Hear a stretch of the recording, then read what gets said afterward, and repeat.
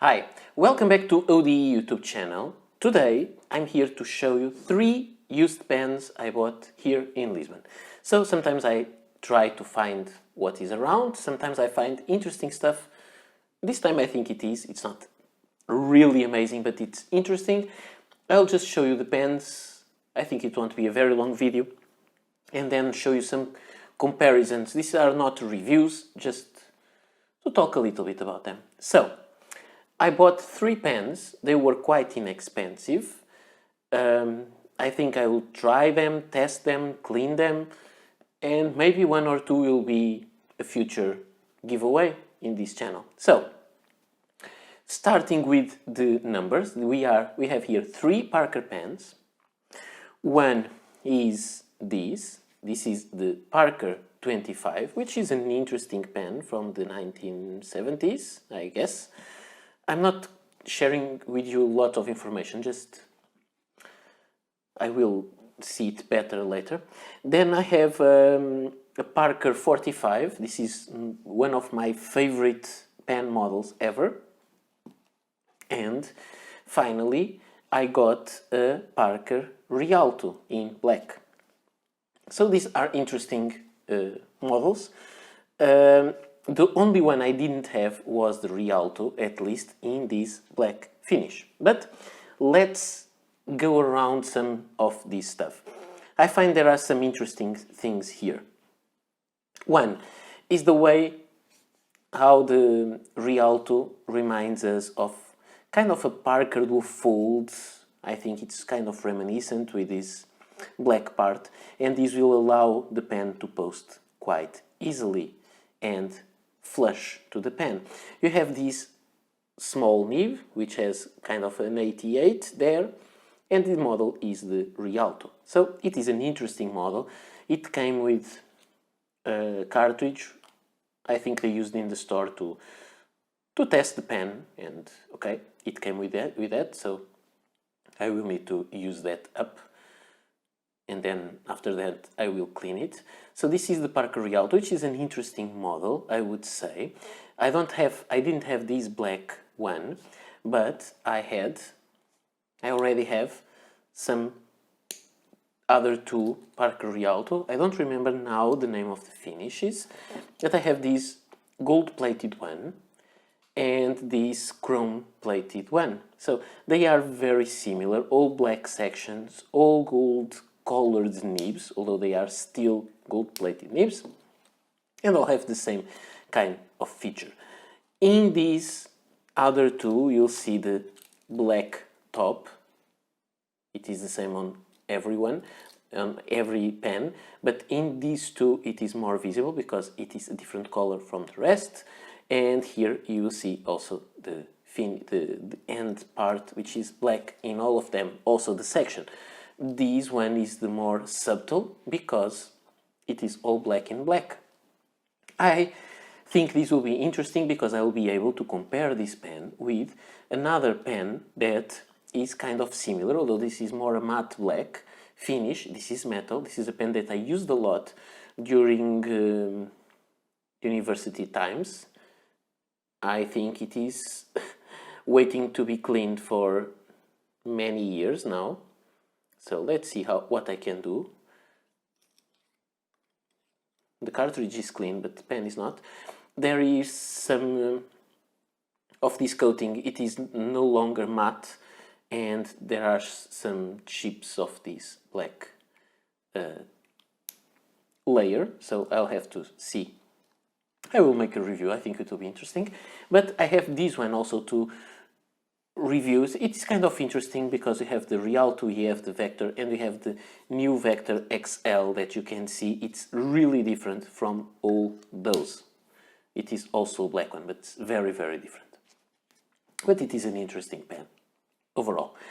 Then we'll go to the Parker 45, which is one of my favorite pen models ever. I think it is very well created. The cap is flush to the barrel. But then you are able to post it very deeply. It is a cartridge pen. All of those are cartridge pens. It posts really deeply. It is meant to be posted, although it is a full-sized pen. You can use it like this, or you can post it. It's very comfortable. You have these very small semi-hooded nib, which this one is, what is it? An F. And these semi-hooded nibs were available, these nibs were available in gold or steel. This one is a steel one.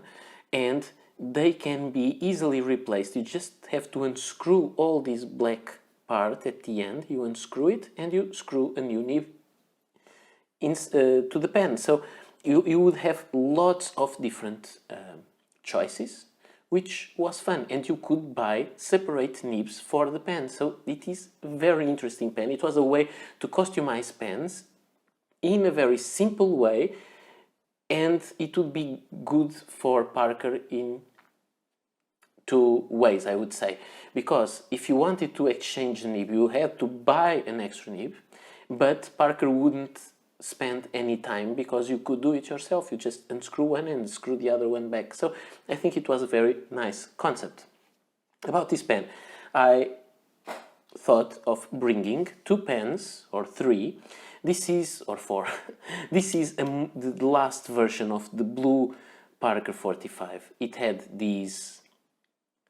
This was the last version before it was discontinued. It is from 1960, the model, not these ones. And they lasted until 2007, not sure. And this one had this black jewel there, and the arrow was different, as you can see. It's more rounded, but inside it is kind of the same. However, I think this color is not an exact match to the older one. I have also here another older version which has the plastic cap instead of a metal cap. So all of the same color, which is also interesting, and it is the same color as this older one. And I thought of bringing another one which is very uncommon. This is the Parker 45 TX, which was a metal version that was coated with a special coating in blue, and the section was also blue. So, but this is metal, just coated. It's a very beautiful pen. I think this one has a gold nib. I would need to check, but I think it is. And the same kind of concept. However, this one has a real big difference because it's metal and it has this end part the other ones don't have. So you have it here. And because we are talking about black pens in a way, and these blue pens, I also brought a Parker 45 Coronet, which was a black version, metal, old metal, coated in black. There were 6 colors of these, at least 6 regular colors. Sometimes there are prototypes that can be found. And this is plastic, this is metal. And it is a very interesting pen, very nice looking. It's very similar to some other models that had this end part. Some metal ones had it. But one of the biggest differences is the ring there. It's thicker on the Coronet. So it is fun to... I like this. I like just looking at them and bringing other pens that remind me of the other. So this for me, this was very fun to get. And finally, I had the 25. The 25 is one model. This is one of my favorite. This is one of my least favorite in relating to the looks. I think this is an ugly pen.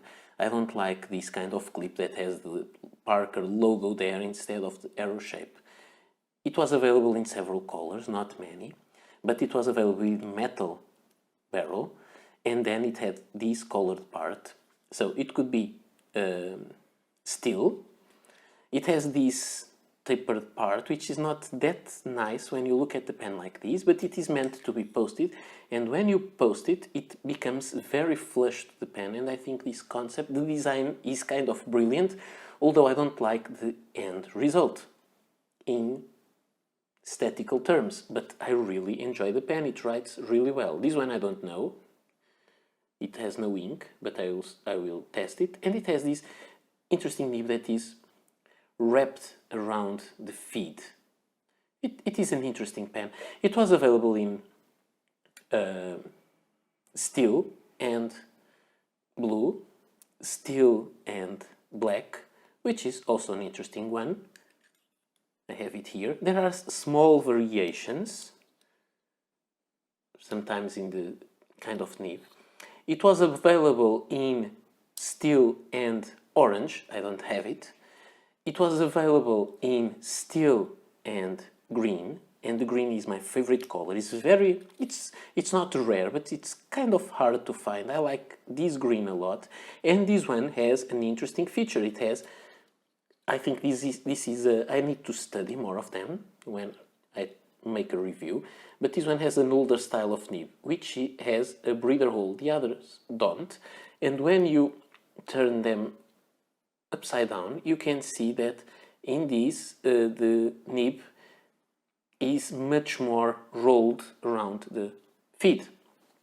And it was available in also metal, but with a white enamel coating, and also in black. I don't have that white one, which is quite rare. The orange and the white are quite rare, and there was also this black one, metal with a black enamel, and it was a fun pen also. The same kind of pen, same thing exactly, but with a different look. So this is kind of an interesting pen. It's really very 80s, I would say, or 70s. I think it is from the 70s, but I would really put it on the 80s. I saw a lot of people writing with this pen when I was in school, not colleagues in school, but this pen was quite common. Now I think it's not a rare pen, but it is a pen that some people try to get because it's fun, it writes well, and it's just fun. And they were very inexpensive. I have these four, not these. These are kind of duplicates in my collection, but I have these four colors that I bought at the store in Lisbon, brand new, and they cost me 10 euros each one. So they were really inexpensive and they wrote really well. But that was in the early 2000s, not 2022 now. So this was my used pen purchase in Lisbon. So I bought 3 pens and I brought a lot of other pens to the table just to talk about them. These will be in future videos. They will be reviewed eventually, these or some other variations. So which one is the one? It is this blue. So let's take the other stuff out. And this is what I got.